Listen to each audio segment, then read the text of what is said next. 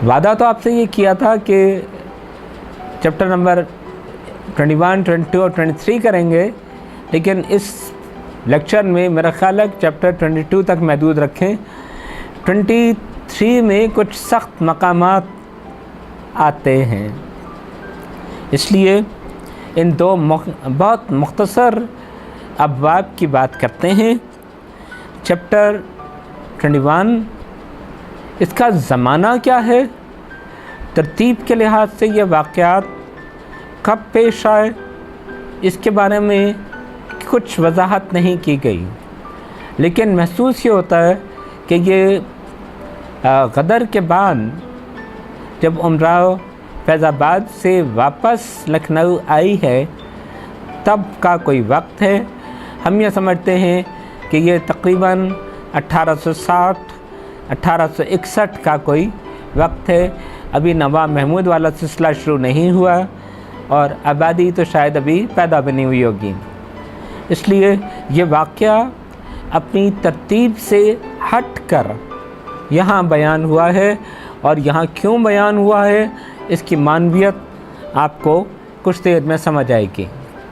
या अगर आप ये नावल पढ़ चुके हैं तो आपका अंदाज़ा हो गया होगा कि ऐसा क्यों किया गया।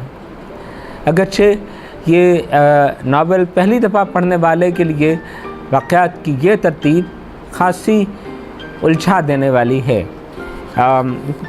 वापस आते हैं, उमराव लखनऊ आ चुकी है और एक दरगाह पर इसकी मुलाकात कानपुर वाली बेगम साहब से होती है। बेगम साहब बहुत शान और शौकत से इस दरगाह पर हाज़री देने आई हैं। ये लखनऊ की दरगाह अब तक मौजूद है और किसी बुज़ुर्ग की दरगाह ना मालूम नहीं हो सका कि क्या इसकी हकीकत है, लेकिन दरगाह मौजूद ज़रूर है। और हमारा कंसर्न इस बात में है कि ये बेगम साहब उमराव से बहुत मोहब्बत से, बड़ी चाहत से मिलती हैं और उसको अपने घर आने की दावत देती हैं।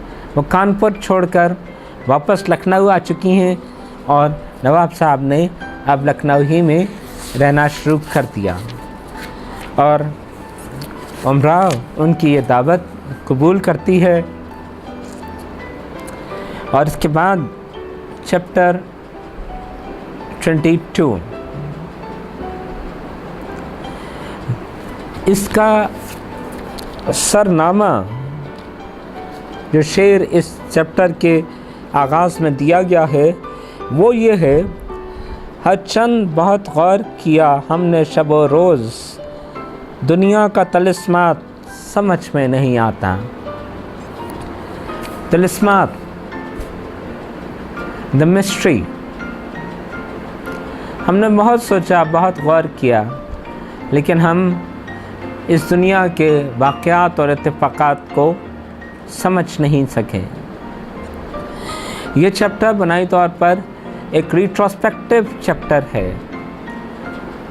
उमराव बेगम साहब के घर जाने के लिए अपना कोई अच्छा जोड़ा लेने खानम के घर आई है, जहाँ खानम बूढ़ी हो चुकी, लेकिन अब भी उमराव का कमरा उनके घर में उसी तरह मौजूद थे। ये उसके बाद और वो अपने पुराने कमरे में आती है जहाँ उसने अपनी ज़िंदगी के लातादाद बरस गुजारे हैं और यहाँ बैठकर वो अपनी ज़िंदगी के मुख्तलिफ़ हालात याद करती है। जिन जिन लोगों से उसका ताल्लुक़ रहा उनको दोबारा सोचती है। नवाब छप्पन, नवाब सुल्तान, अरशद अली, फैज़ अली और बेशुमार लोग, वो गौहर मिर्ज़ा के साथ गुजारे हुए इब्तिदाई दिन, उमराव की तरबियत, और यहीं उसे नवाब सुल्तान की दी हुई वो पहली 5 अशरफियाँ मिलती हैं।